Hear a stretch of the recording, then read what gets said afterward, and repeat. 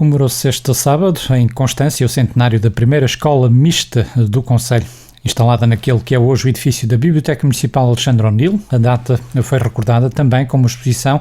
que ali foi inaugurada e que decorre na sala polivalente, referente precisamente ao período do Estado Novo e onde são dados a conhecer um conjunto de objetos que ao tempo existiram na escola. O centenário foi também assinalado com a realização de um colóquio que se realizou no Cineteatro e que abordou vários aspectos do ensino antes e depois da abertura da Escola Mista de Constância. Em entrevista exclusiva com Cedida Hertz, Júlia Amorim falou da exposição patente ao público e dos objetivos do colóquio que se realizou no âmbito das comemorações.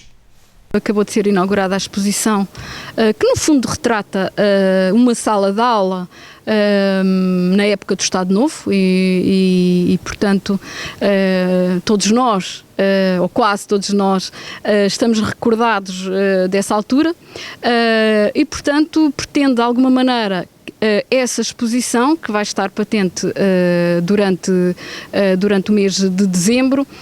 ser visitada por quem quiser visitar, portanto pelo público em geral, mas também gostaríamos nós que fosse uma forma de aproveitar para as crianças da escola, que frequentam atualmente os diferentes níveis de ensino, pudessem aproveitar para comparar o que era uma sala de aula e o que era o sistema de ensino na altura e também de uma forma pedagógica, porque os professores sabem perfeitamente como o hão de fazer, poderem de alguma maneira fazer um historial da evolução da educação em Portugal e na importância que a educação tem do ponto de vista de quem dirige os destinos do país e, portanto, isso associado ao facto de a Biblioteca Municipal, que é agora a Biblioteca Municipal, ter sido construída exatamente para funcionar como escola, portanto em 1915, que foi a data em que começou a ser construída e levou cerca de 2 anos, portanto em plena República, dizer efetivamente que logo aí se via, em termos da necessidade da escolarização, uma das grandes opções que foi de facto o investimento na educação e na redução da taxa de analfabetismo que existia e por via daquilo que eram os ideais republicanos. Posteriormente, com o Estado Novo, houve uma regressão. E se por um lado no início do funcionamento desta escola muitas raparigas frequentavam a escola, depois só lembrar que em 1956 o ensino obrigatório até à 4ª classe era apenas para os rapazes e portanto tudo isto são pequenas histórias que, contadas de diferentes formas aos diferentes níveis de etários, podem fazer com que se construa nas próprias crianças e nos próprios jovens uma consciência coletiva daquilo que podem ser as opções de determinadas políticas na consciência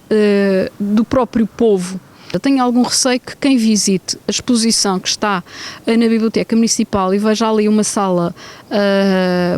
de aula, que os mais antigos vejam, que tenham algum saudosismo relativamente às experiências que foram vivendo e que, por força disso, não consigam comparar, ou melhor, se consigam apenas ver as dificuldades que tinham, como vinham vestidos para a escola, a forma desigual como eram tratados pelos professores, a forma como, pelo facto até de haver muitos alunos numa sala, não era tida em atenção os alunos que tinham mais dificuldades, a forma como as próprias crianças eram encaradas, quer dizer, hoje é impensável bater-se num aluno e antigamente os próprios pais diziam aos professores que se for necessário que lhes bata, portanto a própria régua e a palmatória faziam parte do mobiliário da escola e portanto eu gostava que esta exposição também fosse utilizada com um sentido crítico e com um espírito construtivo de como a Europa, como o nosso país evoluiu, mas por outro lado também se fizesse uma reflexão, é que ainda hoje, naturalmente, existem alunos com dificuldades, existem alunos que continuam a abandonar cedo demais o sistema escolar e que, naturalmente, é preciso hoje de uma forma diferente e também com novas metodologias, atuar nesse próprio, para evitar o abandono escolar e a saída da escola precocemente. E portanto isto é uma primeira, vamos dizer, sem ordem de prioridade, é um dos segundos objetivos, que não é o imediato. O imediato é, no fundo, e o primeiro, o reter a história e a nossa própria identidade coletiva, e recriar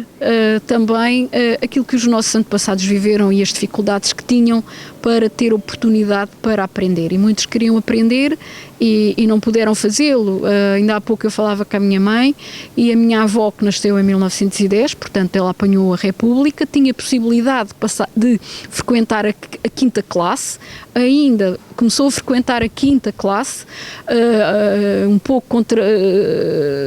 contrariando um pouco o que era a vontade do meu bisavô, porque precisava dela para trabalhar no campo. A professora achava que a minha avó era inteligente e, portanto, devia continuar a fazer a quinta e a sexta classe. Ainda começou, mas depois o meu avô retirou da escola.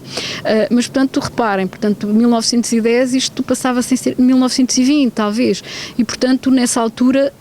o fomento das raparigas também aprenderem a ler, a escrever e a prosseguir os seus estudos. Depois as coisas inverteram-se no Estado Novo. Depois, ali na década de 60, as coisas começaram a evoluir, não é? Até porque também nos começámos, ao nível da educação, a abrir um pouco à Europa e, portanto, a escolaridade aumentou para o segundo ano 5, portanto, para a sexta classe, e, portanto, também se tem verificado essa evolução. Já agora dizer também que esta, eu poderia dizer que é uma das primeiras partes do assinalar da biblioteca, da construção da biblioteca municipal. Peço desculpa, eu digo sempre da escola primária, a atual biblioteca municipal, mas creio, estamos a trabalhar nesse sentido, de promover agora uma segunda fase. A segunda fase, que tem a ver com a década de 60, 70 até 85, que foi quando os alunos, ainda a meio do ano letivo, saíram da escola primária, que faz agora 100 anos, para outra escola nova junto à Igreja Matriz, que neste momento também já foi desativada, e agora os miúdos estão todos no centro escolar. E, portanto, isto também, a educação também reflete um pouco a evolução do país a vários níveis, sendo este, de facto, a história da educação em Portugal um marco que nos pode permitir também comparar a evolução